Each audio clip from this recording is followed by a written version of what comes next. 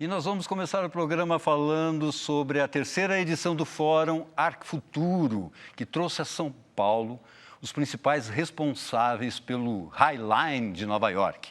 O parque suspenso, inaugurado em 2009, já recebe 4 milhões de visitantes por ano.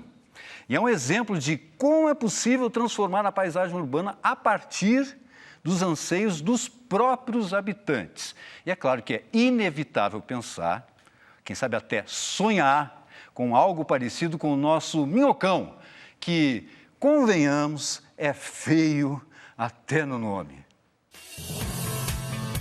Uma ideia simples, porém genial. Assim surgiu o Parque High Line, um dos mais bem-sucedidos projetos de ocupação urbana da história de Nova York. Este parque suspenso, por onde todos os dias circulam milhares de pessoas, foi uma linha férrea em tempos passados. Desativada, ficou anos abandonada, até que um dia... Both of us live in the neighborhood and we just saw this old elevated train tracks that was abandoned, and we just thought that when we heard they were going to demolish it, we thought, well, what are the other things that could happen up there? And so in the beginning we didn't even know if it was going to be a park. We just thought the neighborhood should be able to decide what's going to happen to this structure that goes through it. Joshua David e Robert Hammond sequer imaginaram que estavam por criar novo ícone de Nova York. We had no experience in architecture or urban planning or government or law or finance. The most important thing that we did was to plant the flag.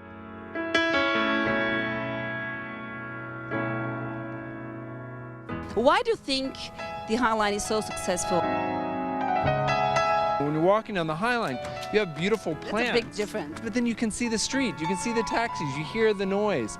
So it's experiencing New York in a completely different way. O High Line foi inaugurado em 2009, mas os 2,5 km da velha linha férrea vêm sendo urbanizados aos poucos. We're about 2/3 complete, and it would bring the High Line up to 34th Street, so that we had of being able to walk over the course of 22 blocks through 3 different neighborhoods. So we're very excited about that.